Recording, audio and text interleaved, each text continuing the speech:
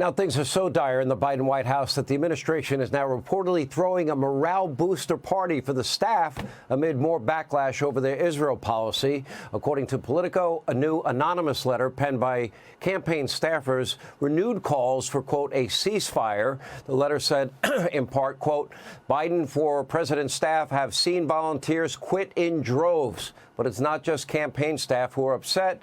A second administration official, this time from the Department of Education, has now resigned over Biden's response to the war in Israel.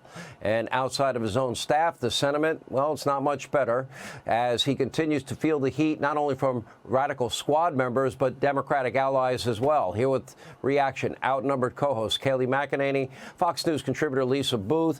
Did you ever need a morale booster party in the Trump White House, Kayleigh? I never heard of one. Maybe it did happen. I have no idea. No, we never had a morale-boosting party because we had a president who stands on principle. President Trump, you knew what he stood for, take it or leave it, what he said he was going to do. He actually did, promises made, promises kept.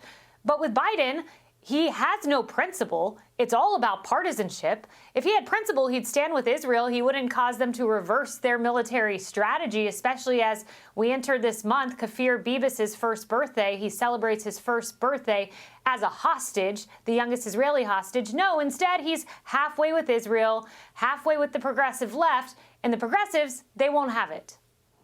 So, Lisa, you have in November 400 government officials, 40 departments and agencies within the administration signing a letter opposing the president's handling of the war, demanding a ceasefire. This is right after, Israel was hit with the worst terror attack in their history. If you extrapolate out their population versus our population, it would have been the equivalent of 40,000 Americans being killed in a single day. How would America react to being lectured by other countries and allied countries about a ceasefire rather than encouraging them to go win the war against those people that killed their innocent citizens? Where's the moral clarity disconnect here? Well, I think we would give them the middle finger and tell them to go pound sand. But, you look at this part. Maybe we would. I don't know if Joe Biden would. That's the problem. Well, actually, that's a good point. But, who would want to go to this party, to a party where everyone is fighting? Because that's what's happening for Joe Biden right now. I mean, you just laid out the mutiny from staff that he's facing, that letter the other day from 17 campaign staffers present. Hundreds of staffers last month signed onto a letter, hundreds of alumni as well. Even interns are writing letters complaining to Joe Biden about his stance on the Middle East. And then he also is facing this divide among the Democrat electorate as well. There's this New York Times Siena poll last month showing that the Democrat voters are pretty evenly divided on whether they support Israel or they support Palestine, which is a really sad reflection and a sad declaration of where the Democrat Party is today, where they are willing to stand with Hamas and Hamas's sympathizers over innocent Israelis who were slaughtered in a terror attack. Let's look at their strategy. I don't see any one policy, Kayleigh, that Joe can run on and say he's been successful at. I don't care if it's foreign policy. Things aren't looking too good in Europe. Things aren't looking good with this new axis of evil, Russia, China, and Iran. I don't particularly like what's happening around the world. I don't like what's going on in the Middle East. I think basically China has bullied Biden and gotten away with everything. The question is, will their strategy of only talking about Trump, January 6th, and demagoguing abortion, and then calling Republicans racist and every other name, will that be enough for them to win a campaign? It's hard to imagine that it will be. I mean, Sean, I worked on a presidential campaign for President Trump, and I remember as he's announcing he's an incumbent president ready to run again, we sat back as a campaign. What do we have to tout? We have record low unemployment. We have wage gains for Black Americans, Hispanic Americans. We have a soaring economy. And this was before COVID hit, of course, which changed a lot of things. But we had a ton. The Supreme Court, immigration, the border under control, the world peaceful, no war started under President Trump, Russia not redrawing the map. We had more than enough to run on. Joe Biden, it is very telling that tomorrow his entire strategy will be January 6th. It is telling that before the midterms, his strategy was blood red MAGA speech. If you are a MAGA individual, you're a clear and present danger, were his words.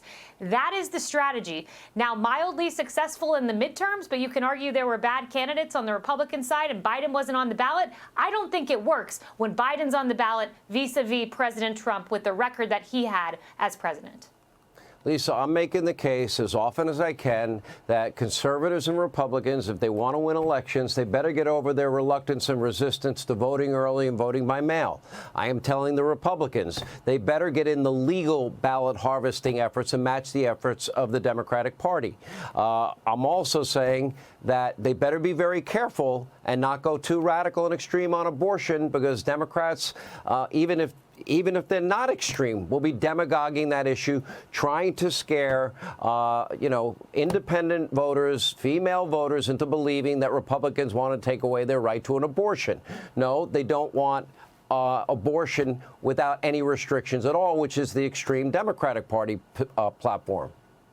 Well, Sean, look what they're trying to do. They're trying to get all these abortion ballot measures on the ballot in swing states. So they're already trying to push that plan. Here, I pray that this is a good election cycle for Republicans. If it's Donald Trump, I hope he wins. But even with all of that, all the headwinds going in Donald Trump's favor in 2020, look what they did. They used COVID to append the election. That's what Democrats do. They try to win by hook or by crook. So we don't know what they're going to try to do this election cycle. They even had 51 former intel officers lie to the American people with no shame, lying about Hunter Biden's laptop. I mean, these people are evil. They're going to try to win, doing anything they can. And look, I've worked on a lot of campaigns over the years. It is hard to change the dynamics of the race now with mail-in balloting. I mean, look at Pennsylvania. Well, they're trying to mitigate, the Hunter Biden, no experience, addicted to drugs, Joe Biden taking professional action as vice president to help his son make a lot of money. Oh, that's the same as Donald Trump's hotel having guests from foreign countries. Okay, I don't see the comparison. Anyway, thank you both. Happy New Year. Lisa, good to see you. Kayleigh, Happy New Year to you. Hey, Sean Hannity here. Hey, click here to subscribe to Fox News YouTube page and catch our hottest interviews and most compelling analysis. You will not get it anywhere else.